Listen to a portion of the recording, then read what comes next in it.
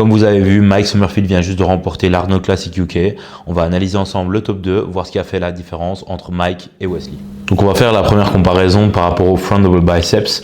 On voit directement que Mike a une forme beaucoup plus en X par rapport à Wesley, par rapport à la forme qu'ils ont de leur vaste externe.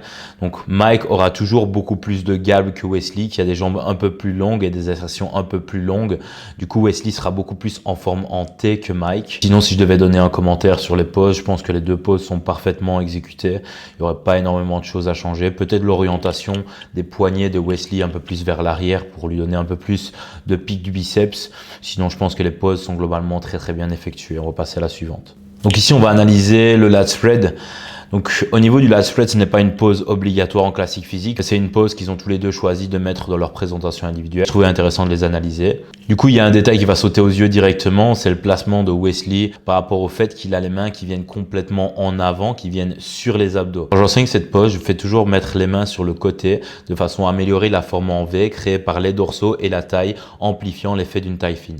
Ici, Wesley cache complètement sa taille et cache aussi une partie de ses dorsaux du fait qu'il met les mains en avant. Mike, quant à lui, l'effectue beaucoup mieux. On a un bien meilleur rendu. On a beaucoup moins de fermeture de la cage. Et du coup, Mike gagne définitivement sur cette pose. Troisième pose, on va comparer le side chest. Donc au niveau du side chest, je pense qu'ils se valent tous les deux. On voit que Mike effectue un peu plus de rotation du torse, tandis que Wesley est un peu plus de profil. Ils n'en perdent pas spécialement l'un ou l'autre du volume pour la cause. Ils effectuent tous les deux la pose dans un style de vacuum. Peut-être que Mike fait un peu mieux le vacuum que Wesley. Ça change pas spécialement à la pose. Ils ont tous les deux des tailles très fines, tous les deux les fessiers striés, tous les deux des bons ischios. Peut-être que Wesley manque un petit peu de jambes par rapport à Mike sur cette pose, mais c'est pas ça qui lui coûterait spécialement la victoire ou la défaite. Donc ici, les deux poses sont très bien effectuées. Peu de choses à changer. Peut-être si je dois vraiment travailler sur les détails, je dirais que Mike peut tirer le coude situé à l'arrière un peu plus proche de lui de façon à combler le petit trou qui est formé entre son bras et son corps. Mais voilà, ça reste vraiment des petits détails d'optimisation. Quatrième pose cruciale, le back double biceps. Donc je pense qu'ici on voit clairement la différence entre Mike et Wesley de par la définition, de par la qualité, de par la dureté. Et encore ici, je ne parle pas spécialement des stries qu'on ne peut pas voir correctement sur la position ici de Mike par rapport à la photo.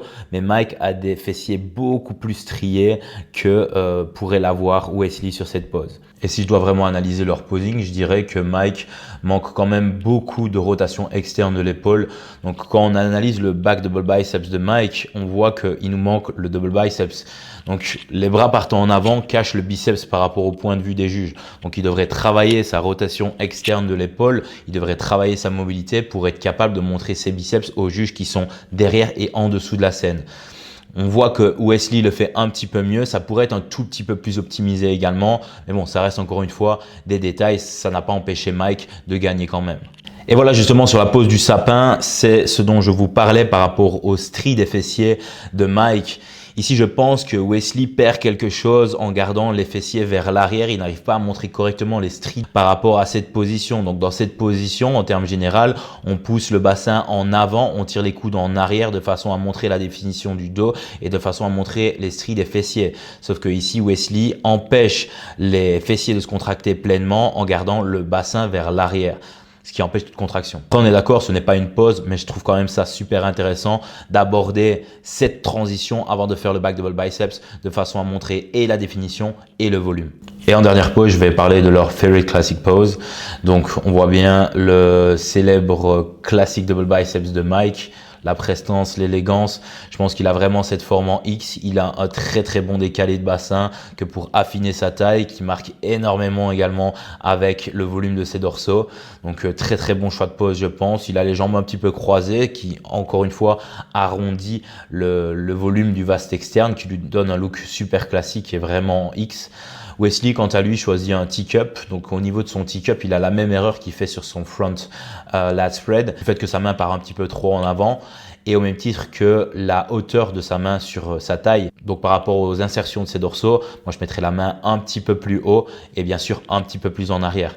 Parce que là, du coup, il cache complètement les dorsaux de ce côté-ci. Après, encore une fois, ce sont deux excellents poseurs. On est vraiment sur des détails d'optimisation. C'est pas ça qui va changer énormément à leur physique, à leurs conditions ou aux résultats qu'ils ont sur scène.